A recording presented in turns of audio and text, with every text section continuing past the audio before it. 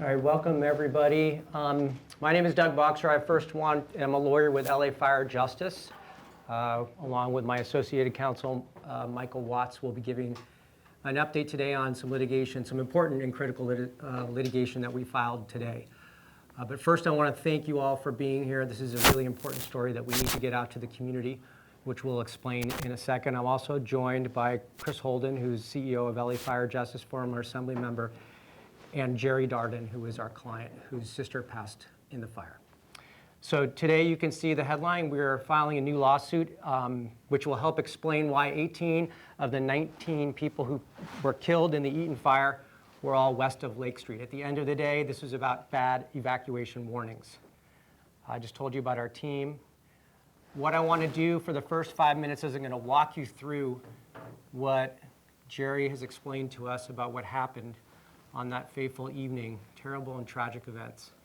And I think this is a critical and important part of the story, which a number of other people likely experienced that evening. We want to first start by telling you that from the day we started this case, we know that Edison and its related companies are the cause of the Eaton Fire. We investigated very clearly. Michael Watts held a press conference on January 27th of this year in which we outlined our findings that an abandoned transmission line above Eaton Canyon was the cause of this fire. We know weather conditions were terrible. They were expected. They were warned. The National Weather Service provided its most extreme warning possible, a potentially dangerous situation, life-threatening winds. Yet, Edison didn't do enough to stop the Eaton Fire from igniting. We also know that they didn't maintain their equipment properly, nor did they do proper vegetation management, and their system wasn't grounded properly, which ultimately led to the ignition of the fire and the destruction of so much of Altadena, portions of Pasadena, Sierra Madre, and killed 19 people. So we've worked hard, but we've also heard from the community. And more importantly, we heard from our client, Gerry Darden, about a significant concern that there were no evacuation notices provided to Altadenans living west of Lake Avenue, or alternatively, the notices or orders which were given here were given far too late to be effective, as tragically is the case in the case of Stacey Darden. This is Stacey Darden, Gerry's little sister, who tragically passed in the fire. Now, I want to tell you a little bit about what led up to this tragic circumstance. Gerry reluctantly came forward. It took her months to figure out if she really wanted to do this. And she told us how important it was not only to hold Edison accountable, but also to look to what happened in this community on the west side of town. That's where Stacey lived. That's where 18 of the 19 victims lived. Most of that day, Gerry was monitoring what was happening in the fire. Obviously, she knew her sister lived west of Lake. It was their family home for 40 years. And I want to tell a story about why we're in this library, but I'll do that in a second. The cell phone coverage was not predictable because of the winds and the intermittent power and internet. As Gerry was watching TV and talking to her sister Stacey, she saw this report on KCBS Channel 2 here. And you can see at around 10 o'clock. What you're seeing here is Lake and all the warnings to the east side, but you see nothing to the west side.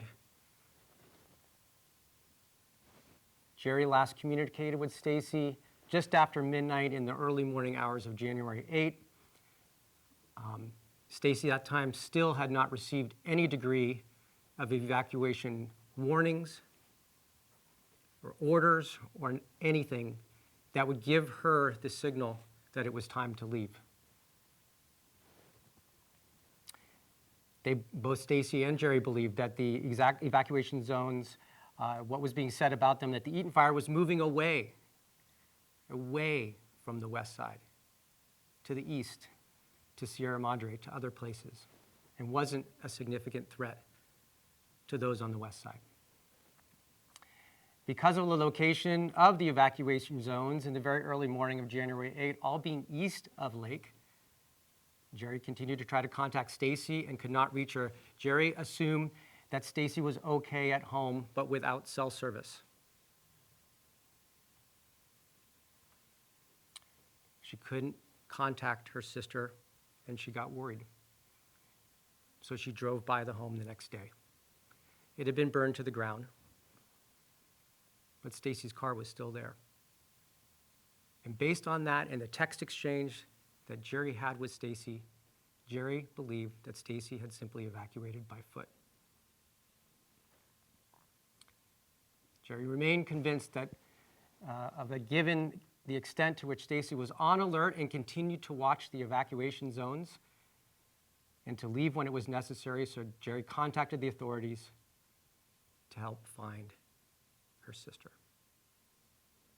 It wasn't until a week later, almost a week later, after Gerry and Stacey talked, that the authorities called Gerry to say there was someone who lost their life in Stacey's home.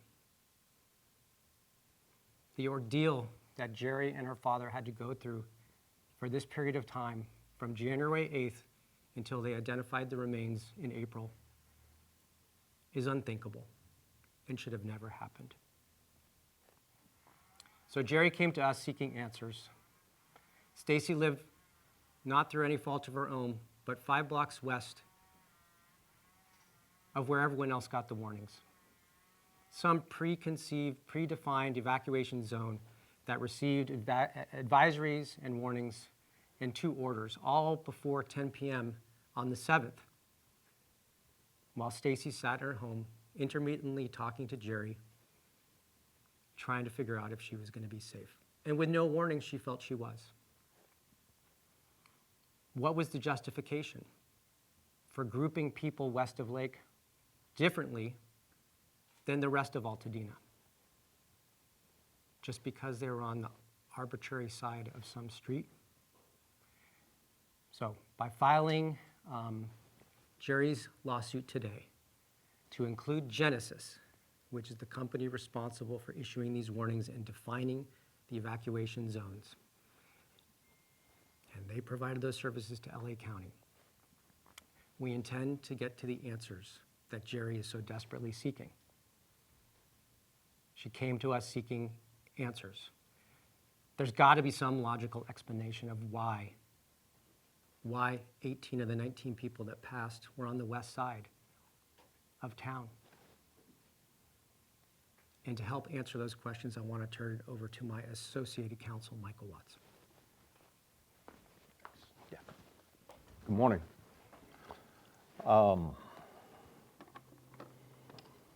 This is a most important lawsuit, and I'll explain why.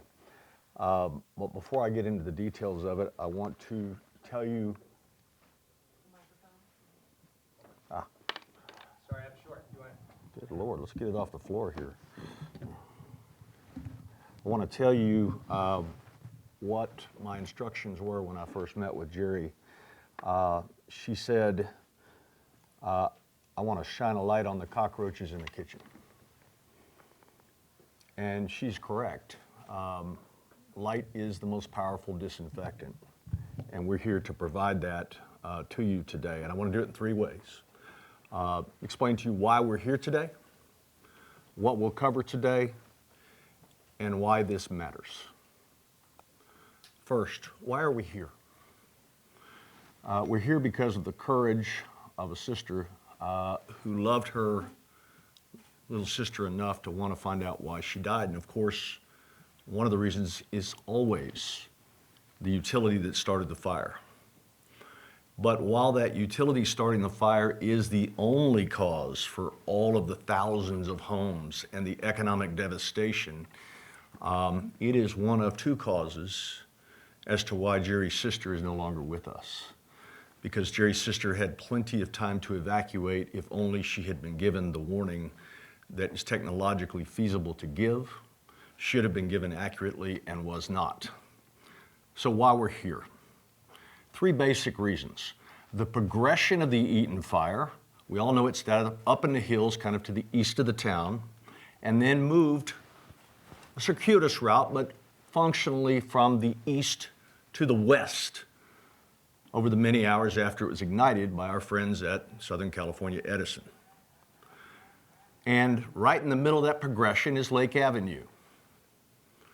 I colored the street red because at its core, this is really a case of digital redlining.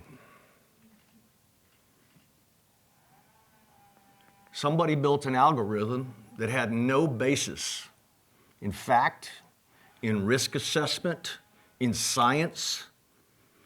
It just said if you're on the west side of Lake Avenue, you don't get a warning. And if you're on the east side, maybe you're entitled to one. That is no justification at all, just like the history of redlining was without justification. We have a fire that functionally moves from the east towards the west, across Lake Avenue, up a little bit, more west, across the west side of Altadena. No dispute about that, although it was torrential winds whipping it about. Functionally, it is a fire that moves from the hills across the east side of Lake Avenue, well across and long after its ignition into the west side of Lake Avenue. Plenty of time, hours of time, if warnings are given. The second reason we're here is we know where all the homes are that were destroyed by this fire, and on the east side, earlier, about 28% of all the structures are burned, and on the west side later, about 6,745 structures. And again, there's nothing about today's lawsuit that has anything to do with which homes were burned to the ground. All the warning in the world won't stop a wildfire unless you have good firefighting, but we're not here to blame the firefighters. But the third reason we're here is why isn't her sister here? The bottom line is that we have a community where 19 members of this community died, and 18 of them died on the west side of Lake Avenue, with one very nearby that red line. And here's the map, 19 deaths. There's only one from the earlier part of the fire to the east of Lake Avenue, and it's right on the line. Everybody else that died, including Gerry's sister, is on the right side, or the left side, the west side of Lake Avenue. As we put on our common sense hat, that is an impossibility unless something was done wrong.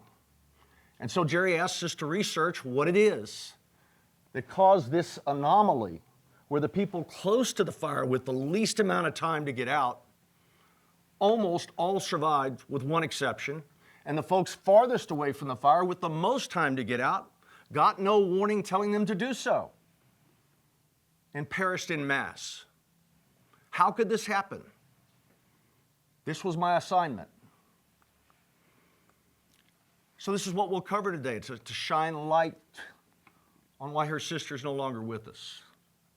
You must start with the weather conditions. Why did we even have a fire? And then we'll go to the timeline because it's dispositive about the liability of this defendant. The evacuation orders that the people on the east side of the red line got, and the evacuation orders that those on the west side in the Darden home did not get. And then finally, the reason why, an algorithm from Genasys Incorporated's Polygon that, as far as we can determine, had no other purpose other than let's just split it down the line like a congressional district. Now, there may be political reasons to argue about where the congressional lines ought to be, but there is no scientific basis for putting a get warning, no get warning line on a street, other than you were lazy and you didn't think about it and you didn't do the right thing. The weather conditions on January the 7th. We can go back to the 5th. I got these warnings in Texas. This is no ordinary red flag. This is a nuclear risk problem. The winds are higher, the humidity is higher. The National Weather Service issues a warning as early as the 3rd, which I saw in Texas, that covered this community. By the 5th, that watch was elevated to a warning as a particularly dangerous event, red flag, covering Altadena, not just the portion on the east side of the red line, but also the portion of Altadena on the west side. The National Weather Service predicted this would be a life-threatening, destructive, and widespread windstorm. The warning predicted the area would be subjected to destructive wind gusts between 80 and 100 miles an hour. The National Weather Service also predicted that this would be the most destructive windstorm seen in this area since the 2011 windstorm that did extensive damage to Pasadena and the nearby foothills of the San Gabriel Valley. It was all set up to be a destructive event, and neither the utility company that started the fire nor the company that was taking good taxpayer dollars to warn about it did a thing to prevent this tragedy from happening. One of my clients is Gerry Darden. Gerry has a Ring camera that gives you some indication of the degree of the weather conditions that existed on January the 7th at about 6:18.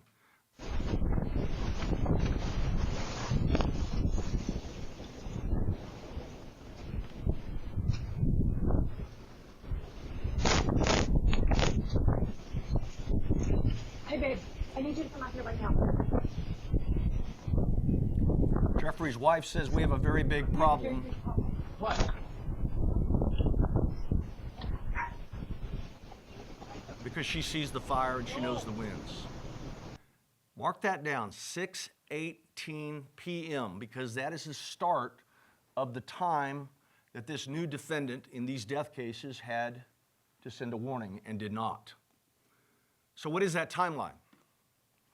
January 7th, that fire began with a fault on Southern California Edison circuits that affected power lines all over the state between 6:10 and 6:12 p.m. Between 6:10 and 59 seconds and 6:11 and 2 seconds, we've shown you the reconstruction with LiDAR computerization of 5 miles of hills about the 2 bright lights that are caught on the security camera video of the ARCO station, signifying the ignition. Behind my bald head, there's an ARCO light. And then the second video, in effect, is going to show you what the camera picked up at 6:10:59 and 6:11:02. And those were the 2 lights that, in effect, were the ignition that we've been able to demonstrate started this fire. And so that fire begins at that point in time, and we can see it on that video. Not the big light in the right there. 6:10:58, 3 seconds later, a second flash, and we have ignition of the dry grasses beneath. Within minutes, we have a third fire view from a different camera, and we keep going, and you can see a different camera a few minutes later, and it starts working its way down the hill towards your fine town. There's perhaps no more indicative picture of what caused the fire than this photograph here, and I think that after long denying it, the folks at Southern California Edison have basically admitted it and asked for a state bailout to pay the damage that they caused. But that's not why we're here today. And the reason is this timeline. Gerry Q, by 6:19, sees the fire, confirms to his neighbor that they've already called 911, so the authorities with which Genasys' system is linked now know that there is a fire in the midst of hailstorm winds. Ironically, at 6:48 p.m., 30 minutes after seeing the fire move down the hill towards Eaton Canyon, he's in the process of evacuating himself. Gerry Q gets an advisory instructing him not to evacuate, but to monitor his surroundings. That's what our friend at Genasys had to say. At 7:02, Gerry Darden begins a series of communications with her sister Stacey, who is at home alone at 2528 Marengo Avenue, which is west of Lake Avenue. She sees on channel 2 by 8:02 p.m. that the evacuation warnings are all to the east side of Lake Avenue. but she asked Stacey to pack a few items to be ready to go if it becomes necessary. Between 8 o'clock and 11:54, Stacey is informing Gerry that she has unreliable cell service, but sees on the news coverage that the fire's over by the Eaton Canyon. And she recalls that fires never make it their home. By 10:50 at the latest, 911 calls are being reported that report a fire west of Lake Avenue. 10:50. Remember, we started at 6:10, so we are 4 hours and 40 minutes later before the first report of the fire coming across Lake Avenue. But at 11:54, with no evacuation advisory in place, Gerry is texting Stacey. Stacey tells her she's okay, that she's watching the news for possible evacuation updates, but that based on what she's seen or been told or been warned about, the concerns for the fire seem to be moving east, directly opposite of what in fact was happening. By 11:55, Gerry confirms that she's seeing the same thing on the news, sends good thoughts to the community generally, and the love that she has for her sister Stacey. Sometime after 11:55, Stacey replies, indicating that she had checked the website that had identified the evacuation zones and confirmed that she still was not covered. She still was not covered because of an idiotic algorithm by the defendant who's been sued today that has nothing to do with science, has everything to do with laziness and a big red line across Lake Avenue. The text chain ends with Stacey telling Gerry, "I love you too." At 3:25 in the morning, 8 hours and 35 minutes after this fire began, an evacuation order is believed to have been issued for a small northern section of Altadena that's west of Lake Avenue, near where the fires were reported at 10:50, but based on these official reports, didn't cover Stacey Darden's home. At 5:42 a.m., 10 hours and 32 minutes after the short that began this fire, a couple of minutes later, an evacuation order is finally believed to have been issued for additional portions of central and southern Altadena west of Lake Avenue. January the 8th, Gerry reports her sister missing, presuming she's been evacuated, but just hasn't been able to make contact yet. 6 days of torture later, an unidentified person is found in Stacey Darden's home.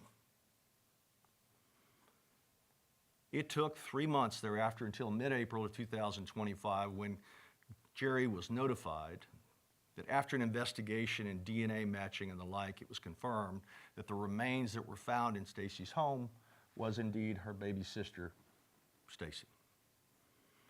That's the timeline that explains why we're here.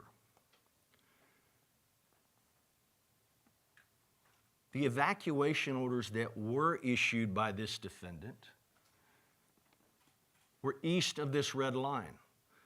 Again, most of you are already familiar with Jeffrey Koo, the Altadena resident who captured the Eaton Fire under SEE's Tower 28 with his cell phone at 6:19 p.m. on January the 7th. He's not only familiar with the initial ignition, but also with the spread of the Eaton Fire, but he's also personally familiar with the timeliness or a lack thereof of the advisories, the warnings, and the evacuation orders that Altadena residents who lived east of Lake Avenue, in fact, received. And there's his position. He's right under the hill. He can see the fire from his front yard.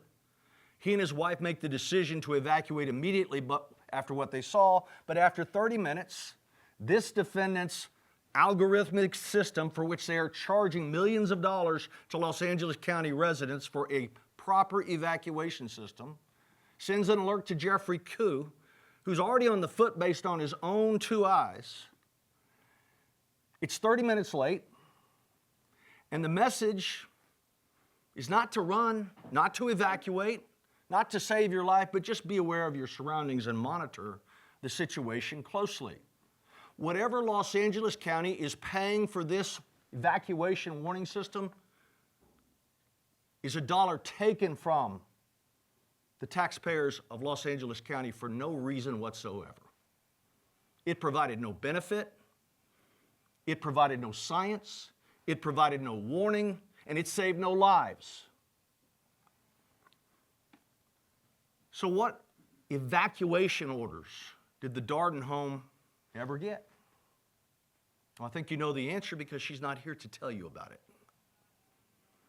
There is the location of Miss Darden's home to the west of the red line. She was monitoring the situation as she should with her television. She was on the internet looking for evacuation orders because her sister was at home. They were looking for information that the taxpayers and the residents of Los Angeles County most certainly needed and were clearly entitled to because they were paying for that system.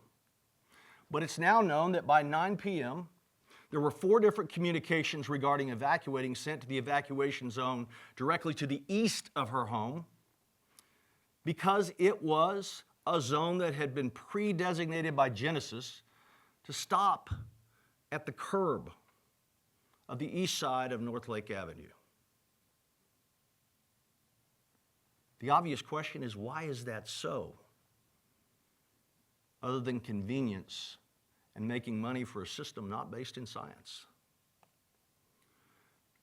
As you've heard, Gerry was watching CBS Channel 2 coverage of the Eaton Fire at 9:30 p.m. on January the 7th, and their coverage clearly showed that the evacuation zones were all east of Lake Avenue, because that's the same misinformation that was being provided by this defendant. It's believed that the first fire west of Lake Avenue was reported before 11 p.m. on January the 7th. The first evacuation order supplied by this defendant to residents living west of Lake Avenue was not issued until almost 4 hours later at 3 a.m. on January the 8th, and it's believed that that order did not go to where Ms. Darden's sister was. Sometime after 5 a.m., 6 hours after the fire crossed the red line of Lake Avenue, 7 hours after the first fire was reported west of it, the remainder of Altadena residents living on the west side of Lake Avenue got some sort of evacuation order, but newsflash, it's hard to evacuate after you've already been incinerated. That's why we're here. So why did this happen? The rationale, the digital rationale, came from an algorithm from what's called Genasys Incorporated's Polygon. So that leads us to Genasys Incorporated. What do we know about it? Well, we know it is the recipient of millions of dollars of taxpayer money from the residents of Los Angeles County because in January of 2024, about 13 months or 12 months before this fire, Los Angeles County awarded a 5-year contract to Genasys to provide for a 21st century emergency evacuation system to protect the residents in need in this high fire zone. They were promised by Genasys, our leading edge unique evacuation management solution is a revolutionary step in public safety, said Richard Danforth, the chief executive officer of Genasys. Within the last few years, 36 of California's 58 counties have adopted Genasys Protect Evac, and we are committed to the success of Los Angeles County. That commitment apparently didn't even last a year, because what they had available for the residents of Altadena in Los Angeles County on January the 7th of 2025 might as well have not been there. So who is Genasys? Their current home is in San Diego, California. It was founded in Utah in 1980 as a company called American Technology Corporation. In 2003, they introduced what's called a long-range acoustic device, LRAD, the purpose of which was, among other things, for long-range broadcasts of commands and communications to people who need it in a disaster situation. By 2018, American Technology Corporation had acquired Genasys, a Spanish provider of software used for location-based mass messaging solutions for emergencies and workforce management. In June of 2021, Genasys acquired another company called Zonehaven, which was a California-based company specializing in emergency evacuation software services and resources. In 2023, they acquired another company called Evertel, which provided tools for coordinating efforts and resources with neighboring agencies during natural disasters and public safety events. And as I've already told you, in 2024, Genasys sold its mass communication software system to Los Angeles County. Just like Ford Motor Company sold the Pinto to people back in the 70s. It is a product that created liability and death. CBS News reported at 11:28 on January the 16th that the company behind the incorrect evacuation alert in Los Angeles says it has added new safeguards. According to Kevin McGowan, the Los Angeles County Office of Emergency Management Director, the alerts that Genasys system sends out are sent automatically, and there isn't a person sitting at a desk sending those alerts. That is a good thing. You want to take human error out of emergency evacuation communication technology. If that technology is a result of good engineering and good risk assessment, as opposed to drawing a red line down a major thoroughfare. And the reason that's important is if you're in the polygon, you're going to get an alert, says Genasys Lisa Bernard. But if you're not, you won't. Here is Genasys Ms. Bernard explaining on video just how dependent Los Angeles County residents are on the proper operation of Genasys algorithms and their notification system for survival. This is a video from CBS Saturday morning.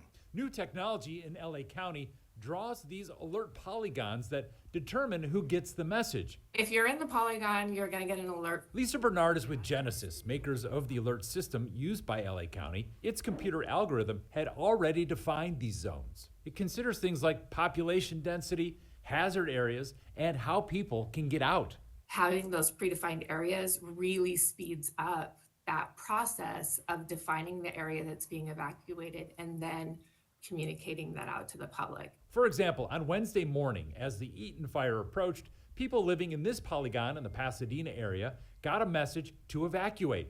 But we wondered why the boundary line goes right down the middle of the road. We wonder that as well, and one of the design defects in the product that Genasys sold to Los Angeles County is it's based on algorithms designed far in advance of the weather conditions that actually exist. It's a highway map, nothing more, nothing less.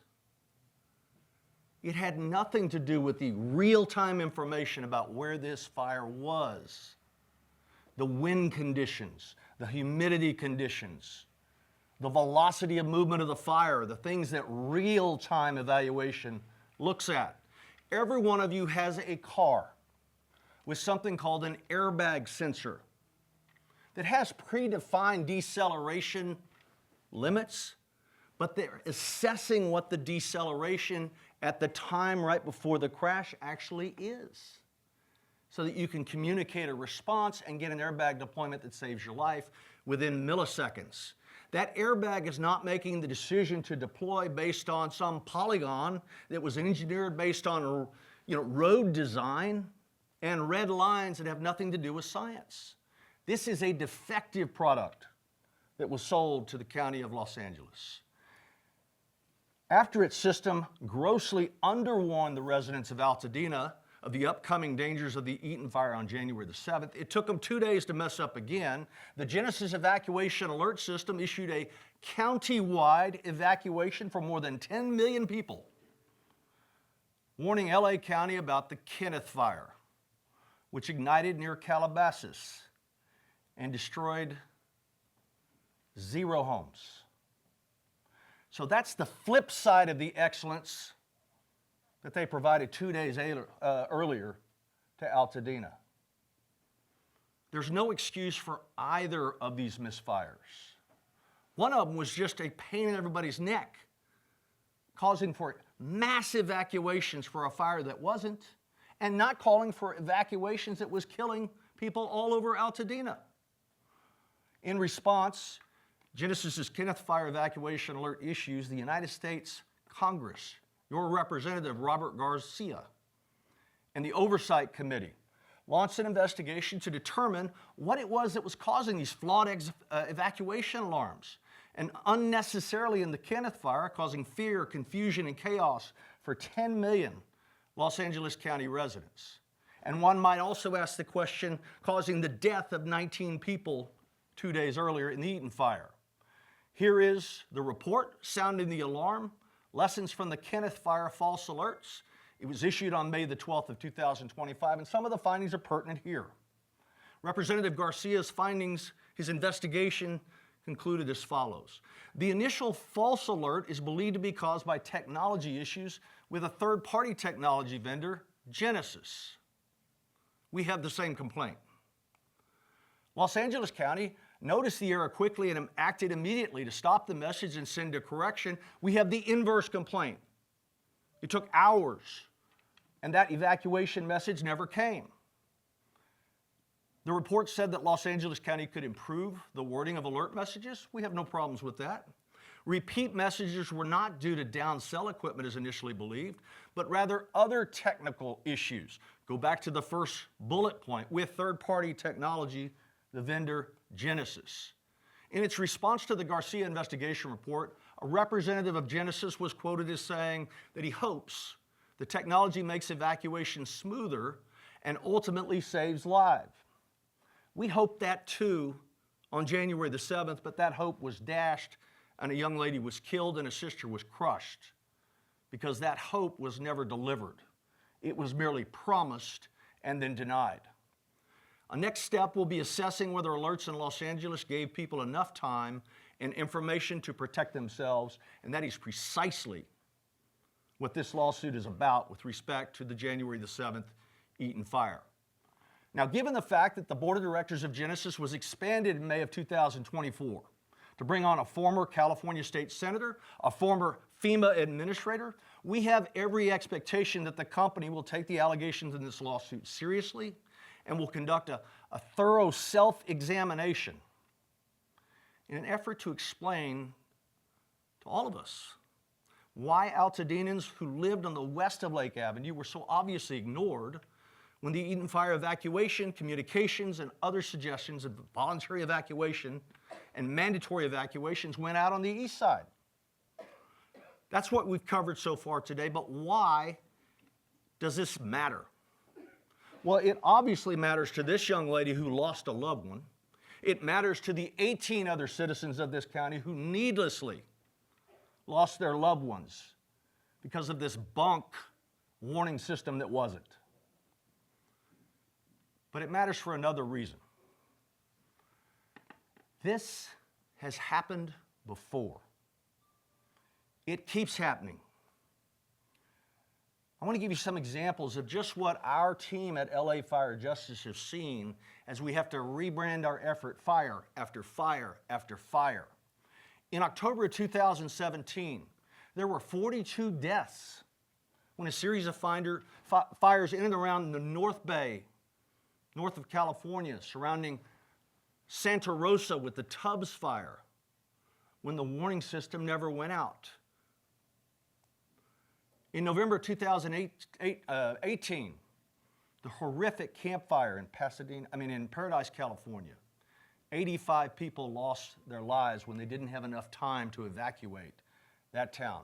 Just a couple of years ago, the LA Fire Justice team all moved out to Maui after the August 2023 fires in Lahaina, where the sirens were not properly deployed because the warnings methodology was not up to snuff, and 102 people needlessly died.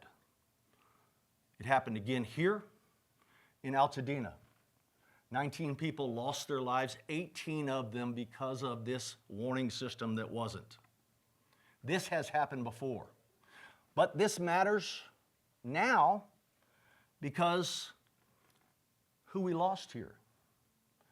And we're here not only on behalf of the 19 Altadena residents that lost their lives, and the 18 that never got a warning, but look at their ages. These are the people that most needed a head start. Their average age was 72 years old. 2 were in their 90s, 5 were in their 80s, 5 were in their 70s, 2 were in their 60s, 4 were in their 50s. The youngest was 36 years old. All but 2 are believed to have died, like her sister, in their home, some in their beds because they never got a warning from Genasys. Stacey Darden is not alone. Oswald Altmetz, Carolyn Burns, Edward Cridlin, Dulcie Mama D. Curry, Kevin Devine, Juan Espinosa, Miva Friedel, Irlene Kelly, Barbara Lewis, Evelyn McClendon, Patricia McKenna, Anthony Mitchell Sr., Justin Mitchell, Rodney Nickerson, Victor Shaw, Laura Swain, Kim Wanecki, and Ji Zhao. They were all neighbors who now eternally have one thing in common. They are no longer with us because one company did not give them the warning that they desperately needed to evacuate. This matters because of who we lost in this community. This endeavor is part of respecting their memory. And that's why it's so important to Gerry what we're doing today. But it's also important because if we do not act, it most certainly will happen again. I tell clients I feel a little bit like Bill Murray in the movie Groundhog Day in 1993, the weatherman that somehow ends up stuck in a time warp where the same thing happens every day, and he wakes up at 6 in the morning and the same thing repeats over and over and over. For the last 9 years, my colleagues at LA Fire Justice have seen the same thing over and over and over and over again. Tens of thousands of homes gone because of the negligence of utilities. Hundreds of people needlessly dying because of the absence of an evacuation warning system that is worth its weight in any way. And yet, we see the same failure over and over again. And more recently, and this hits home for me, I come from a town in central Texas. I live in a ranch and mountain home right outside of a town called Kerrville, which you may have heard about because of massive floods, where 130 people recently drowned because they got no warning, just like her sister. Warnings do not need to be specific to wildfires. They can be specific to any sort of weather disaster, and they're needed. And so it will happen again. I know that because it happened this year in my hometown, and it will happen again. I'm told you all lost a member of your county just yesterday because of the floods. This is not something that can be ignored. So this matters not only because it's happened before, not only because it's who we lost here, not only because it will happen again, but perhaps most importantly, this lawsuit is the first step in a journey of 1,000 miles that hopefully will not take long. Because it will happen again unless we stop it today, and that's why Gerry insisted that we pursue this defendant as well. Because she knows her neighbors were lost for no reason. One trend that I see over and over again is that counties come together after these disasters and they do nice things, and the good of mankind after these things is constantly reassuring. We spend a lot of time and effort putting up crosses. This is 2 of the more than 40 crosses that we saw across Northern California in 2017. This is a few of the 85 crosses that are right outside of Paradise, California. This is on a ridge in Lahaina, 102 crosses from people who didn't get a warning. These are among the crosses. It should say Altadena. There it is. And this is what's in my hometown right now for people who didn't get a warning. So it matters because we must stop this. We must stop these technology companies from pretending to be technology companies, from pretending to sell safety and doing nothing of the sort. A true memorial is what this young lady is doing today. One of my favorite presidents was the president, Abraham Lincoln, who gave a 3-minute speech at the battlefield of Gettysburg. And part of what he said is, "Let us, the living, be here resolved that these men shall not have died in vain. Gerry is the 21st century version of that. She is insisting that this lawsuit be a vehicle for good, so that what happened to her sister doesn't happen to any more of her neighbors. And so what happened today was the first step. We filed a lawsuit, it's available, it's on file, and it's one woman against a massive technology corporation that she has enlisted us to do battle with. And we are ready to do that on your behalf. We are confident that we have the facts on our side, and we are even more confident that this lawsuit will save lives. And so we're here representing the estate and the heirs of Stacey Darden, who needlessly died in the Eaton Fire, in addition to causes of action that we think we've already proven against Southern California Edison and Edison International. We've added this cause of action for her sister's death because we know the good it can do. We know the lives it can save to provide protection to the citizens of not only the County of Los Angeles, who own a dangerous and defective evacuation notification system, who are entitled to an excellent one, and who got no warning and most assuredly needed it. So we are proud to file this lawsuit, and I will cede the floor to my friend Chris Holden and to my boss, Gerry Darden.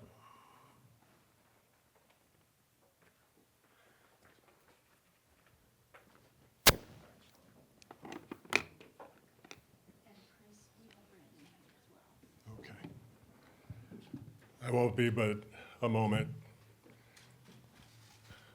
I had an opportunity to meet Gerry Darden maybe about 3 months ago, where we sat down, Doug and I and her father, on a phone call to talk about justice. And what does that mean? As it was just described in the presentation, we know who started the fire. As was further described in the presentation, we know that there was a red line that divided arbitrarily a community that was made up of people who have had a history of being redlined. What does justice mean? No one's apologized. Everyone now knows, because of the good work that was done by LA Fire Justice to reveal how the fire started. But has Edison said, "I'm sorry"? Have they apologized? They offer a program, but then they want you to sign away their rights. We have a company that had a responsibility to provide a product that would allow for a community to be evacuated in time of a catastrophic event. But there was no justice. There's been no apology, a lot of finger pointing. Reminded me of that scene in The Wizard of Oz where the scarecrow was pointing in different directions to try to give direction on where to go next. It's confusing. Where's the accountability? Who do we hold accountable? A town burned down?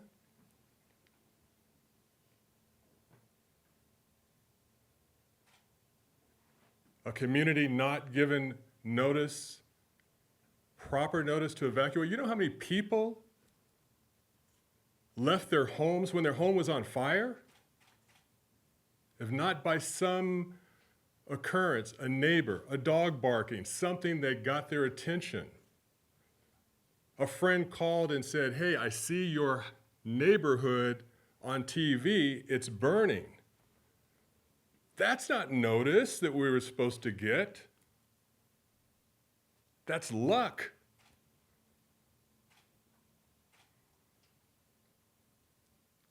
This is showing us how systems don't work. They're dysfunctional. We're made to believe that we're safe under dysfunctional systems that aren't even tested properly or understand the dynamics of what people have had to encounter when there is such a tragedy that we saw in Altadena on January the 7th. Accountability. Justice. That's why we're here locking arms with Terry, with Gerry, with her family. Stacey deserved better. We all deserve better. There will be a next time. The real question is, will those who made the mistakes this last time be better prepared because they took accountability for what they did wrong to know what they need to fix going forward?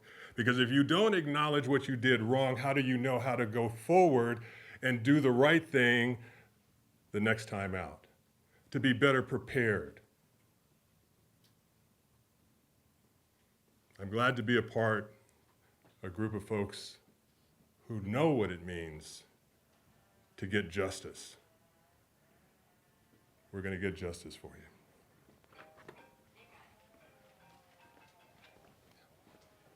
you. Thank you, Chris. Thank you, Michael. Indulge me 1 minute because I want to tell you a little bit about Stacey Darden. I told you when I started that this building had significance to her.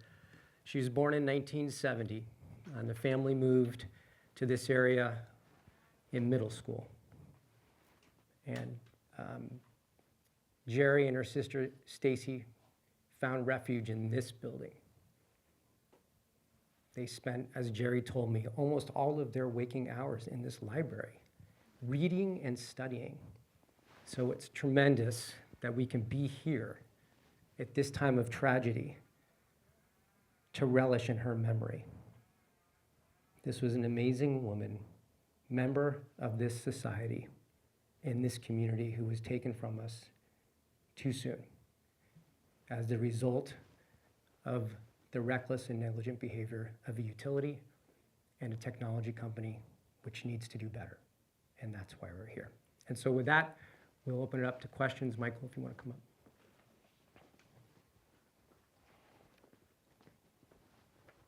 Any questions?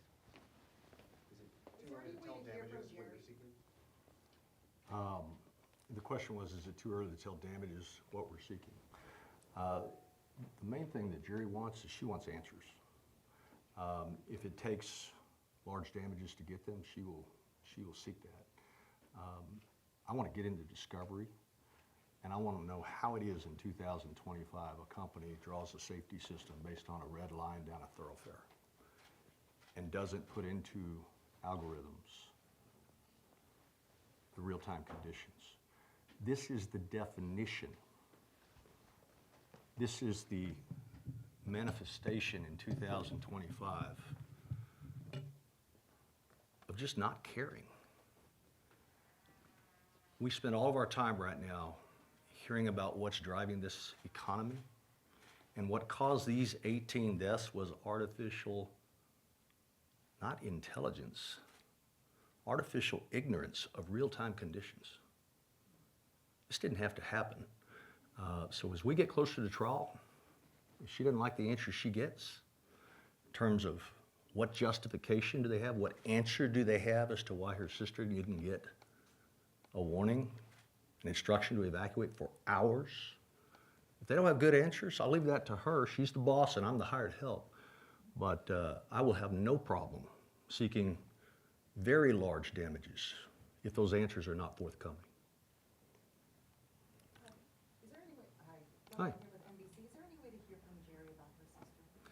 Well, I think that's Gerry's call, but we've agreed we're not going to make her do that at this press conference. But if she wants to visit with any one of you, she can. But she has hired us to get answers first, and we'll leave that up to her.